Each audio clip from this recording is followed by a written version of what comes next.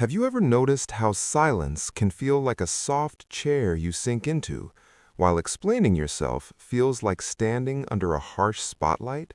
You're in a conversation. Someone asks a simple question. Why did you do that? And suddenly, your mind races, not because you don't have an answer, but because giving it feels exhausting, risky, vulnerable. So instead, you shrug. You change the subject. You go quiet. And weirdly, it feels safer. Maybe you've been told you're hard to read.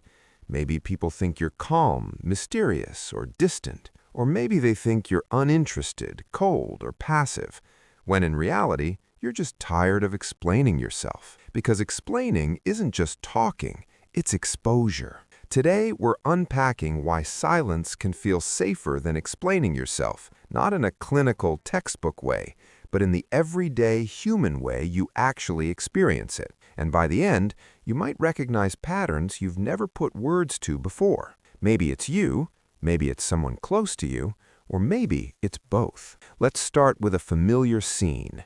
You're misunderstood, not dramatically, not in a movie scene argument, just subtly. Someone assumes your intention, or your mood, or your reason, and you realize that correcting them would take a lot.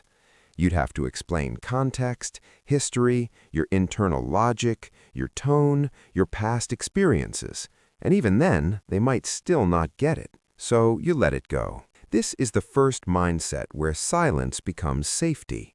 The emotionally tired explainer. These are people who can articulate themselves, they just don't want to anymore. Somewhere along the way, they learned that explaining doesn't always lead to understanding. Sometimes it leads to debate, or judgment, or being talked over. So silence becomes a kind of energy conservation. Instead of thinking, how do I say this perfectly so I won't be misunderstood, they think, is this even worth the effort? And often, the answer is no. If this resonates, you might notice yourself staying quiet, not because you're passive, but because you're selective. You've learned that not every space is safe enough for your inner reasoning. Silence becomes a boundary that says not everyone gets access to this. Then there's another profile, quieter but heavier. Picture this. Someone asks how you're doing. You pause. You could tell the truth. You could explain the layered mess of thoughts, feelings, contradictions, but you already know what will happen. They'll simplify it. They'll rush to fix it, or they'll get uncomfortable. So you say, I'm fine. This is the emotional minimalist. These are people who learned early, often unconsciously, that explaining feelings complicates things, that depth creates friction, that being too honest can overwhelm others or make the room go quiet in the wrong way. So they trim, they compress, they keep things vague. Silence for them isn't emptiness, it's control. When you don't explain, you don't risk being dismissed or misunderstood. You don't have to watch someone reduce your experience into a neat sentence that doesn't fit. And here's the paradox. The more complex your inner world is, the harder it feels to explain it. So silence feels safer, not because there's nothing inside, but because there's too much. If you're nodding along, you might notice this pattern. You're articulate in writing or in your head, but in real-time conversation, you go quiet. Not because you lack words, but because you can't find the right ones fast enough. Now, let's talk about a different kind of silence, one that's shaped by social friction. Imagine explaining your decision, your boundary, your preference, and watching someone subtly push back.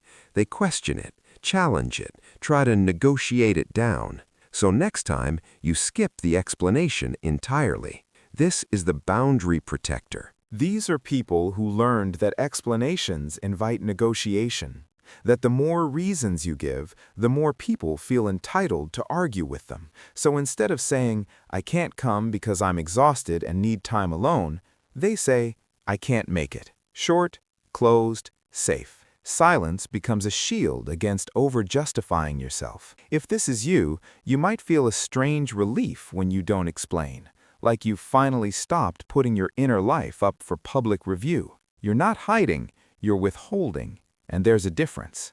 Then there's a quieter, more introspective type. Picture someone who's deeply reflective. They replay conversations.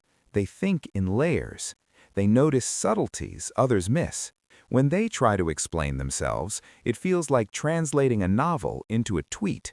This is the internal processor. These people often need time to understand themselves before they can explain anything to others.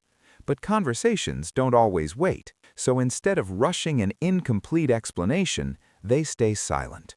Silence buys them time. Time to think, time to feel, time to decide what's actually true for them. And here's the thing.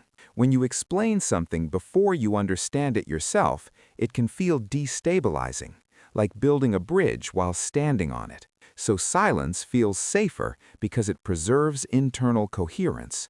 It lets you stay honest, even if that honesty is unfinished. If this resonates, you might notice you often say things like, "I don't know how to explain it yet," or you avoid conversations until you've sorted your thoughts privately. Now let's talk about the one people rarely admit. There are moments when silence feels safer because explaining would reveal how much you care. Explaining means admitting hurt, or hope, or attachment. It means lowering the emotional armor. This is the self-protector. These are people who've learned that vulnerability isn't always met with care. Sometimes it's ignored. Sometimes it's used. Sometimes it's met with awkward silence that feels worse than saying nothing at all. So they keep things inside. They let others assume they're indifferent or unaffected or detached because being seen as calm feels safer than being seen as exposed. If this is you, you might notice how easily you comfort others, but how rarely you explain your own inner reactions. You're fluent in empathy, but guarded with your own emotions. And here's the quiet truth threading through all of these profiles. Silence isn't the absence of communication. It's a form of self-protection. When explaining yourself feels like stepping into uncertainty, will I be understood, judged, minimized? Silence feels predictable, stable, manageable. But there's a cost. Over time, silence can turn into invisibility. People stop asking, or they fill in the gaps themselves. And suddenly, you're being perceived in ways that don't match who you are. And that can create a quiet loneliness. Not because you're alone, but because you're unseen. The goal isn't to force yourself to explain everything to everyone. That would be exhausting and unnecessary. The deeper shift is learning where and with whom silence is protective, and where it's limiting. Some people have earned your explanation. Others haven't. And you're allowed to tell the difference. So here's a question to sit with. When you stay silent, are you protecting your energy or avoiding being known? There's no right answer, just awareness. If you want, share in the comments which part resonated most, or just sit with it quietly. That counts too. And if you're interested in more explorations of the quiet patterns we don't usually name, you know where to find this channel. Sometimes silence is wisdom. Sometimes it's a pause before growth. And sometimes it's just the safest place you've learned to stand. Which one is it for you?